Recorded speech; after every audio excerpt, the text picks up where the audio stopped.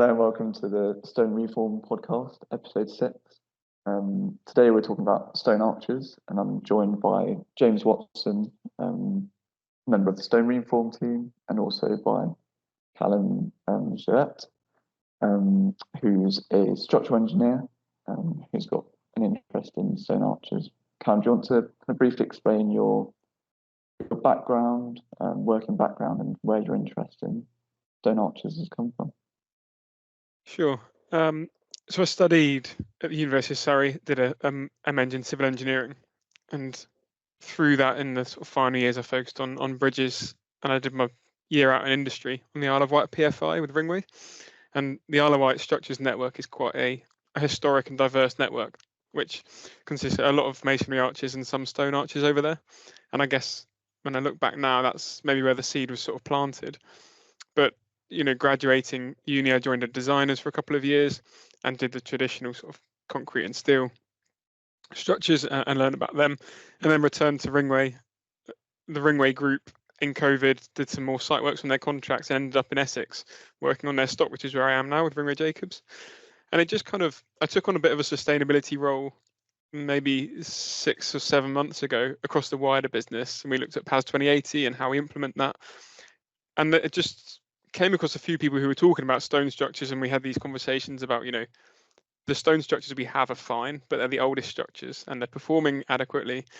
And when we look at whole life sustainability, I just thought, why do we not build this anymore? And I just took a research project at UCL at the time that came out, and I thought, I fancy a bit of that. And I've just sort of delved into it, and every time it's one of them. If the further you go into it, the more avenues it seems to open up, and I'm just kind of like now really exploring how we can go about reigniting the case for stone arches in this country. And it's just a fascinating area. It's got crossovers with the building sector, with architecture and engineering, and sort of blurs that line. And I find it fascinating in the start of what is hopefully something that's going to take off. Yeah, absolutely. And are there any bridges you kind of come across that particularly kind of inspired you, or particular elements of those bridges that inspire your work? Well, my LinkedIn is kind of becoming my sort of, I go anywhere and take a photo and share it, and people take the mick at me for that. But I think, that's become my log of stone arches I come across. And the first of them was in Pontypridd in Wales. And I came across this bridge, I was just out walking. I hadn't aimed for it or anything. And I thought, oh, that's quite interesting. And I shared a picture on my LinkedIn, just a cool stone bridge. And the comments chain that followed off that, and interest and messages. And I thought, blimey, I've opened up a can of worms here, and people were interested in sharing the history of how it was built, who it was built by, where the stone came from. And I thought there's so much more wrapped up into these structures. It transpires that the guy built it once and it fell down. He then built it a further 2 times and it fell down both times. And then he was depressed and sort of bankrupt. And the community all clubbed together for him to build it a 4th time. And I thought, and that time it stands, and it's still standing today. But that's just kind of how they built, by building by trial and error. But it was really interesting for me how the emphasis on the community were fully behind him, whereas now, slight overrun, slight failure, and everyone's like, why have you done that? And it's a complete mindset shift from everyone else. So I thought that was really interesting, and that kind of sparked my interest. And then just, everywhere you go, they tell a different story, which is why they're so unique. They're all very different. I was at Kew at Kew Bridge in London at the weekend, and Kew Bridge there was built in 1903, I think. So quite recent, really, for stone bridges. But just looking into the story behind that one and everything, I find it fascinating. I like that, and I like the idea that people in the community in Wales kind of chose to rebuild it. While today, I guess, if a bridge failed, a concrete or steel bridge, it just straight away go to demolition. And maybe that love of the materials is kind of lost through steel and concrete. What are the lifespans of steel and concrete bridges that design, like predicted lifespans? So we have 120 years, which is design life, which people kind of aim for when you write your approval in principles. That's, people have now blurred design life with service life. So you expect the bridge to get 100 to 120 years, but on year 121, does it just fall down? Or, of course not, you don't just have a whole stock. But we are so fixated on getting to that point that actually I think when we get there, the condition of concrete and steel is going to be much, much worse than structures like stone. We see stone arches now at 250, 300 years. They've had very little done to them, and they're absolutely fine. Stone is an inert material. It's not trying to decay. It's not trying to return to its original state. You have a bit of weathering on the face, but other than that, it's fine there. Whereas concrete and steel, you have this continual process of deterioration and decay, which means you're always going to hit this point where it has to be replaced. And the biggest structures, like the Pont de Garde in France, that's built in a couple of centuries after AD, and it's still standing. It's a dry stone structure, and it's, in theory, it could stand for many, many more years to come. So there's really no limit when you focus on stone than when you're looking at concrete and steel. Brilliant. It'd be great to talk a bit more about arches and kind of how arches work, tension and compression elements, and whether you think that's kind of the way that bridges should go. Should they be in arch shapes, or should they be in more sort of column and beam format within bridges?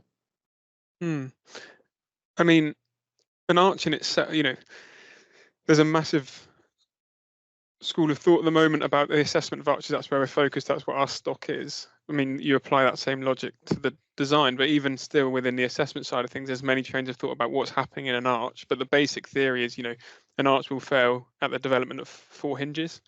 So when you put the arch into tension for whatever reason, that's when you start to get hinges and then ultimately failure. Now, and there's things you can do to combat that. But if historically they built empirically, they just looked at what had worked and replicated the same geometry with the similar type of materials, the same compressive strength, there's no reason that's not going to work again. I don't know, foundations obviously a big bit. You get your foundations wrong, and it doesn't matter what your superstructure is going to do. It's going to settle.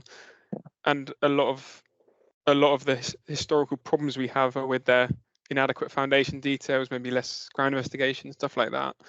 And now scour. So we see stone bridges fail, and people say, we have issues with the stone bridge, but you have an issue with insufficient scour protection around the foundations, and it's been undermined, and then it settles. And that would happen with any type of bridge you have.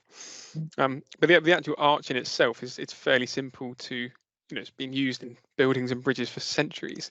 You have your arch, you keep it in compression, you make sure the thrust line doesn't go out of that compression, and it's fine, it's stable, and it's going to stay there. Whereas I think in concrete and steel, especially when you're putting steel within concrete and stressing it and everything, it's a much, much more complex, and we don't actually know how that performs over a longer period of time like we do with stone. We can predict it, and the theory looks great, we can make the numbers work, but what actually happens in practice? And I think with arches and stone arches, we have the opposite. We know what works in practice, but we struggle to put the theory to it, and we struggle to make the numbers work, which is why there's a nervousness and an uncertainty about going down that route. With the bridge you referenced earlier, I think, was it something AD? It was only a few years after the dawn of time. But no, I was more thinking that what are contemporary foundations for like an aqueduct or a viaduct? The Roman ones, that's what I've kind of been looking at. And I noticed that the arches tend to stack the way they do it. They don't offset them. I presume that's so the compression forces are transferring vertically down them. But what were the foundations that they used then that are now inadequate, which is obviously understandable given how old the structures are, but how would you do it nowadays if you were building a new bridge formed by arches? Would you have massive pile foundations, or how would you? I mean, if they've got rock available to them, then you'd build straight off of the rock, and that's your ultimate. And I think things like Pont de Garde was 50 AD. I mean, I'm assuming that's been built off a rock foundation, which is grand. But obviously we don't have, especially down where I am in Essex, we're on the London clay, and in the north subsidence is an issue in chalk. And I don't know, perhaps historically if they built it, your initial settlement, which happens when you load the bridge, and they probably did get more settlement than we'd accept today. And if they had defects on the roadway, it wasn't a tarmacked road where it's visible. Perhaps they just had some, depression on either side of a dirt track, and they're fine. They just pack that back in and go again. So they've dealt with that initial settlement. But if we need ours to be fine from day one, really, unless we have that rock in Scotland or other parts of the country, say in Essex, we're going to have to pile and get that stable foundation right from the start. Or your pad foundation is going to be massive. Yeah. And what would those, if you are connecting straight into rock, then what would those sort of connection elements look from the bridge into the rock? How would you generally do that? I don't know really. I'd be No. really interested to see. I mean, on all the design drawings that you can find. I mean, there's a lot of literature and a lot of great design drawings from when they built these stone arches. But Yeah. what that actually looks like, how that springs off. Yeah, I mean, I don't know, but yeah, they just show it just kind of you right cut stone in a right cut groove type thing. But obviously there must be something in there that ties that in. Yeah, I think so. And we've been looking at a lot of sort of pre-tension and post-tensioning elements. Do you think that would be, if you were thinking about sort of the stone bridge of the future, do you think you would look at using post-tension, pre-tension elements, or do you think you would try and stay away from those in terms of bridges? So I mean, there's two trains of thought there because I visited a stone masonry company about a month ago, which is Pierre Badeau invited us up there, which was really great to see what they're doing, and they're trying to be innovative with stone and introduce it as a load-bearing material rather than just an architectural material, which I thought was great. It makes sense, and he's really passionate about what they're doing, and they've started to post-tension stone beams. So putting it through, and basically you've got what would look like a precast concrete beam out of stone with these sort of post-tension steel, which is great because in a design sense, you can just switch out what you have when you have a precast concrete beam, just switch it out for a stone beam, and it's kind of like your gateway into using stone again in a load-bearing capacity. However, if our selling point of stone is it's an inert material, it's not going to decay, you're not going to have any losses over time. By introducing steel into it, are we not? The whole reason we want to move away from steel and concrete is to avoid that deterioration. So, as a gateway into using it again and making people comfortable with it, fine. I think the ultimate is still using pure stone as a load-bearing material for actual, whole life longevity. I guess the counter argument, it makes sense what you're saying, but is the reason that stone beams can't be used, but they need reinforcement, don't they? That's why they have the rebar basically inside them. So is there any alternative, do you think, that you could sort of reinforce them using other stone elements? Could you have like a stone cord running through them? I think, is there any way you can kind of extend the lifespan by using a stone reinforcement element rather than a steel one? Or do you think that's sort of far in the future and probably an undeveloped? Well, your solution is to go down an arch route and to keep it all in compression. The moment you then place it into tension, that you need another material in structural there. Element. Yeah. So it's kind of like, don't try and do what you want to do with concrete and steel, which works for them.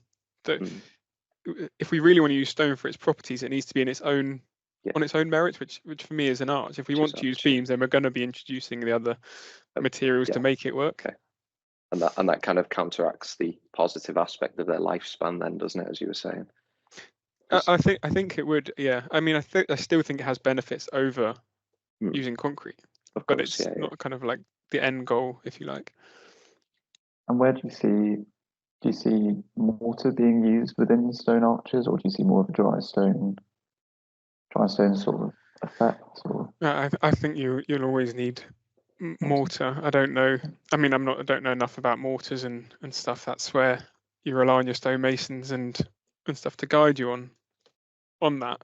But I think we'd always need mortar. But the mortar, although it does deteriorate, you still see very old structures which have mortar in them. So it doesn't have to be dry stone to last a long time. And I was interested by your point about setting up a university for sort of stonemasons. I think some of the comments I've had back from discussions is great. We'd love to do it. There's no one to do it. There's no one to build it for us. Or it's a heritage profession at the moment, which you really have to be a keen interest, in cathedrals or something to go into it. Whereas actually we need to make it more mainstream. And a key theme that came out of the Bridges conference a couple of weeks ago was that there's a desperate need for craft again. We've taken all the craft out of our industry. And if you enjoy working with your hands and you enjoy craftsmanship rather than design calcs or something, there's not really an avenue for you. Whereas because concrete and steel just doesn't offer it. Precasting and everything is great, putting it molds, taking it off site and shipping it in, but we do lose that craft element. Because if we can get stone masonry back into the mainstream, there's a huge career and a very sort of lucrative and enjoyable career for people there who do enjoy the craft side of things. Yeah, it's definitely a barrier that we've kind of come across, is the lack of skill in the industry. Are there any other sort of barriers that you've come across while you've been kind of promoting stone and stone arches? So in my presentation, I talked about cost being the one, and people say it's too expensive. So the two things that are said back is it's too expensive and we don't know how. On the second point, I think we do know how. There's so much evidence out there that we know how. And the previous conversation we were just having is, if we tell the construction industry there is an option here, an opportunity, they will respond kind of by saying they don't want to do it before we've released projects for them is premature. The construction industry is very adaptable and very flexible. And if we say, look, we are progressing down here, they will respond very quickly. On the first point of cost, we can talk about it so that there's two facets to that, and you've got your whole life cost, which if you look over hundreds and hundreds of years is far more advantageous, and that's where that 120-year design life comes back in. If you look 120, you'll get some benefits, but not fully. If you then extrapolate that to 300-400 years, and for steel and concrete, you're including 3 replacements, for example, the whole life cost of those is ginormous compared to stone. And then the second part of that is upfront cost. Obviously, the environment we live in now, people just care what's it going to cost me today, and that's a very hard thing to do for a new. I mean, it seems strange talking about stone arches as a new concept. It's not a new concept at all, but in conversations about options, it's a new concept. Because if you went to any designer and said, do your option study and price me up a stone arch, they wouldn't even know where to start. And maybe you'd start by calling a stone quarry and say, what's the price for this amount of stone? And at the moment, because most of the stone is going to architectural and heritage uses, it's very, very expensive. A quarry owner that we were talking with through my UCL project, he'd said that 90% of the stone that they get out of the quarry they deem it waste stone because it's not as satisfactory for architectural uses. But the load carrying capacity is absolutely fine. It's more than adequate in a load bearing function. Now, the cost of that, if you're using it and you're not taking the architectural stuff, is not going to be what they're quoting you. It's going to be a fifth of that price, let's say. At the moment, they're trying to get rid of it. They're trying to find uses. They're shipping it to other countries who will take it. Let's do a proper cost comparison. And I'm almost certain if we did that, the upfront cost is not going to be anywhere near what we're saying. And steel and concrete is very mature. It's a very developed industry. It's very competitive. You can't just compare that with the first stone arch to be built in the country, let's say. You need a bit of forecasting, a bit of where could we get to if this was more mainstream. Yeah. No, I think it's so hard to compete with an industry that is so developed, especially on cost. And I think that will always kind of be an issue. James, I know you had a question about parabolic arches that you wanted to ask. I don't know if you... Yeah, I just wondered if you'd sort of carried out any investigation into more contemporary. Well, you might actually correct me. There might not be contemporary uses of arches, but I guess parabolic arches seem to be a bit more of a modern version of a typical arch. And is that possible in stone? I think I've only seen masonry arches, masonry parabolic arches, in fact. So that might just be my research is not quite covered all bases, but yeah, just wanted your take on that. I've not seen it. I mean, there's no reason that couldn't be done in stone. It doesn't. No structural reason. Yeah. I don't think so. And I guess one of your disadvantages with arches is your sort of headroom and the impact you have there. So a sort of parabolic arch would give you some benefits there, but you're really dictated by your geography of where you're, especially in terms of structures, where your structure is going to go. A parabolic arch would work if you have a deep valley type thing, I suppose. And but your road level is up here. So I guess in the right instance, but there's no. I couldn't foresee why stone couldn't be used in that way. Yeah, sorry, I didn't really. In my mind, we've more been thinking about integrating them into an architectural sense into buildings as in an exoskeleton format potentially. So obviously there's different constraints with that, but the structural principles are the same. Yeah, if there's no reason why it couldn't be built out of stone as well. And if you look at some of the cathedrals and what they've done with stone over time, there's some magnificent things they've accomplished with much lesser technology than we have now in designing and in construction. So, but they would go for height and then use the arts to finish that off in an architectural type style. But you may find examples of that in some. I'm not an expert on cathedrals. I'm not really an expert in stone actually, but I just.